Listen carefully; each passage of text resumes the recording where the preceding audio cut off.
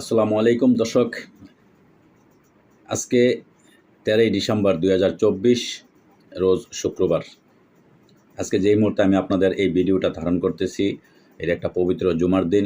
আজকে কিছু আপনাদেরকে সঠিক তথ্য এবং কিছু বাংলাদেশ এবং ভারত নিয়ে এবং সাথে পাকিস্তান, এই তিনটা দেশ নিয়ে আমি আজকে কিছু কথা আপনাদের শেয়ার করার চেষ্টা করব। তো তার আগে বলে রাখি, আপনারা জানেন যে ভারতের সাথে বাংলাদেশের বর্তমানে কথার যুদ্ধ চলছে। ভারত বাংলাদেশকে দখল করতেছে আর বাংলাদেশ ভারতকে দখল করতেছে, এই ধরনের কথার যুদ্ধ চলতেছে, যেটা আমরা মাঝে মাঝে অনলাইনে এই সমস্ত কথাবার্তা আমরা বলে থাকি। তবে যেটা সত্য কথা, ভারত কখনোই বাংলাদেশ দখল করবে না। তবে এটা ভবিষ্যৎবাণী, আমাদের রাসূল সাল্লাল্লাহু আলাইহি ওয়াসাল্লাম ভবিষ্যৎবাণী দিয়ে গেছে, অদূর ভবিষ্যতে কখনো বাংলাদেশ ভারতের সাথে বা পাকিস্তানের সাথে একটা কঠিন একটা যুদ্ধ হবে। এই অখণ্ড ভারতের সাথে একটা যুদ্ধ আমাদের হবে।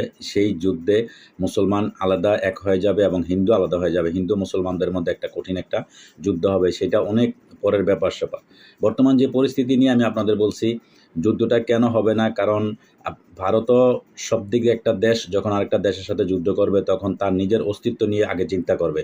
চিন্তা করে অবশ্যই সে যুদ্ধে জড়িয়ে যাবে। কারণ ভারত যদি বাংলাদেশের সাথে যুদ্ধে জড়িয়ে যায়, তাহলে ভারতের কী ক্ষতি হইতে পারে সে ব্যাপারে আপনাদের বলছি।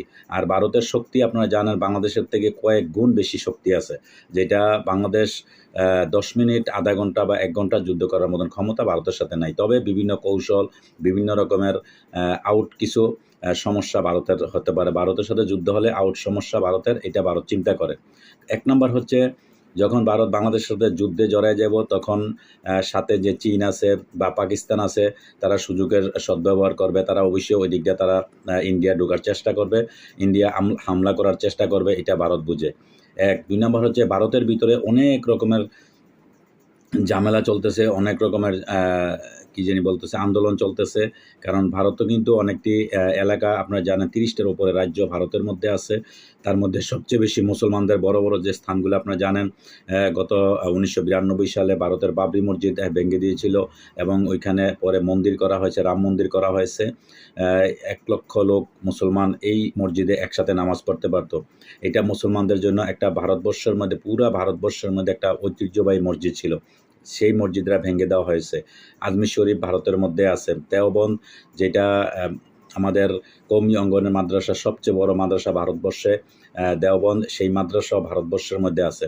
তো সব মিলিয়ে ভারতে আমাদের মুসলমানদের একটা অস্তিত্ব অনেক কঠিনভাবেই আছে। তো সেই ভারতবর্ষে যেভাবে মুসলমানদের উপরে অত্যাচার করতেছেন, সংখ্যালঘু তারা বলতেই আছে, কিন্তু তাদের ভিতরেই অনেক রকমের নির্যাতন, অনেক রকমের অপব্যবহার এগুলা চালাচ্ছে। কিন্তু তারা বলতেছে বাংলাদেশে সংখ্যালঘুদের উপরে, হিন্দুদের উপরে নির্যাতন হচ্ছে, এই করছে সেই করছে, এগুলা তারা বলতেছে। এগুলো তাদের মুখের বলা শুধু। এবং কি তারা বাংলাদেশকে দখল করে নিব 10 মিনিট 15 মিনিট, এইটা সেটা, এগুলো তাদের মুখের বলার কথা। তো যাই হোক, সর্বশেষ কথা হইলো, ভারতের সাথে বাংলাদেশের যুদ্ধ হবে না বা হওয়ার দরকারও নেই। আমরা কোনো দেশেই যুদ্ধ, এক দেশের সাথে আরেক দেশের যুদ্ধ, এটা কারোই কাম্য না। এটা কারো জন্যই সুফল বয়ে আনবে না। তো যাই হোক, যারা নীতি নির্ধারক আছে, তারা অবশ্যই এই ব্যাপারে চিন্তা ভাবনা করবে বা সব দিক দিয়া। আর ভারতকে একটা কথাই বলবো, আপনারা বাংলাদেশের সাথে যুদ্ধ না করে যদি আপনারা বাংলাদেশের সাথে যদি সম্পূর্ণ ব্যবসা বাণিজ্য সব দিকে যদি ভালোভাবে আপনারা থাকেন, তাহলে আপনাদের সার্বভৌমত্ব, ভারতের যে অখণ্ড ভারত, এটাও ঠিক থাকবে আর বাংলাদেশেরও ঠিক থাকবে। কারণ এটা কারোর জন্যই কোনো ভালো কিছু বয়ে আনবে না। তো যাই হোক, সর্বশেষ কথা হইল, বাংলাদেশের বর্তমান যে পরিস্থিতি, বাংলাদেশে আমাদের রাজনৈতিক পরিস্থিতি, ছাত্র জনতা যারা আছে তাদের মধ্যেও একটা রাজনৈতিক বিভিন্ন রকমের বিশৃঙ্খলা সৃষ্টি হতেছে। কেউ বলতেছে নির্বাচন দেওয়ার জন্য, কেউ বলছে যে সংস্কার করার জন্য, এই ধরনের কথাবার্তা, যুদ্ধ চলতেছে। তো যাই হোক, সব মিলিয়ে বাংলাদেশেও একটা স্থিতির দরকার আছে। একটা নির্বাচিত সরকার, একটা বৈধ সরকার ক্ষমতায় আসলে তখন দেশ এমনিতেই ঠিক হয়ে যাবে। তো দর্শক, একটা কথাই আমি বলবো, আপনারা অবশ্যই কেউ উচ্ছৃঙ্খলমূলক কোনো কথাবার্তা, যারা অনলাইনে কাজ করেন, যারা ইউটিউব বা ফেসবুকে আছেন, বা যারা এই সমস্ত প্ল্যাটফর্মে যারা মিডিয়া জগতে কাজ করেন, আপনারা সঠিক যে তথ্যটা, এটা তুলে ধরার চেষ্টা করবেন এবং আপনারা কখনো ভুল তথ্য বা মিথ্যা তথ্য দেওয়ার চেষ্টা করবেন না। এবং ভারতের সাথে মৌখিক যে পাল্টা আমরা জবাব দিতেছি, আমরা তাদের একটা কথা আছে যে, আপনি শুধু আমাকে মারবেন আর আমি মার খেয়ে চুপ থাকবো, এটা তো হয় না। আপনি যদি আমাকে একটা দেন, আমি আপনাকে 2টা দেওয়ার চেষ্টা করব, এইটাই স্বাভাবিক। তো যাই হোক, ভারতের সাথে আমাদের কোনো রকমের দ্বন্দ্ব নাই। তবে যদি ভারত আমাদেরকে শোষণ করতে চায়, আমাদেরকে যদি তারা কোনোভাবে যদি ছোট করতে চায়, আমাদের মান সম্মান ইজ্জত বা আমাদের সার্বভৌমত্বের যদি কোনো আঘাত আসে, তাহলে অবশ্যই আমরা বসে থাকবো না। আমরা এটার প্রতিঘাত অবশ্যই আমরা করব।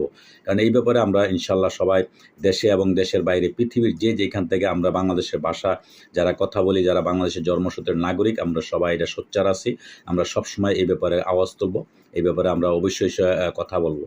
তো দর্শক, আপনারা অবশ্যই বিভিন্ন চ্যানেলের মধ্যে, বিভিন্ন মিডিয়ার মধ্যে আপনারা যে খবরগুলো দেখতেছে, সেই খবরগুলো আপনারা সবাই সোচ্চার থাকবেন, এটা প্রতিবাদ জানাবেন। কারণ প্রতিবাদ জানানো এটাও আপনার একটা ইমানি দায়িত্ব। কারণ একটা লোক যদি বলা হয়েছে এরকম, আমাদের রাসূল সাল্লাল্লাহু আলাইহি ওয়াসাল্লাম বলা হয়েছে, আপনি যদি অন্যায়ের বিরুদ্ধে যদি যুদ্ধ করতে পারেন তাহলে যুদ্ধ করতে হবে। যুদ্ধ করার ক্ষমতা আপনার না থাকলে আপনি তার সাথে প্রতিবাদ করতে হবে। প্রতিবাদও যদি আপনি করতে না পারেন তাহলে তাকে আপনি মনে মনে হলেও আপনার ঘৃণা করতে হবে।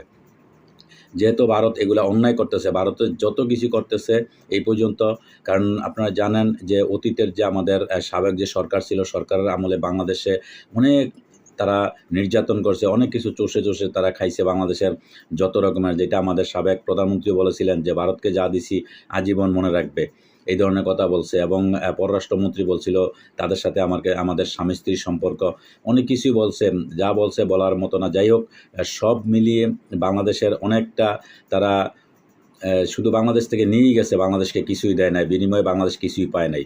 তো যাই হোক, সেইটা আর হবে না ভবিষ্যতে। আমরা আমাদের সার্বভৌমত্ব, আমাদের মান সম্মান ইজ্জত, এটা আমাদের অবশ্যই আছে। এবং আমাদের বর্ডারে প্রত্যেক দিন আমাদের ওইখানে লোক মারতেছে, সেটাও যাতে বন্ধ হয় সে ব্যাপারে অবশ্যই ভারত এটা বিবেচনা করবে বা ভারত এই থেকে দূরে সরে আসবে, এটি আমাদের প্রত্যাশা। এবং সবাই ইনশাআল্লাহ পজিটিভ মাইন্ড নিয়ে অবশ্যই বাঁচবেন।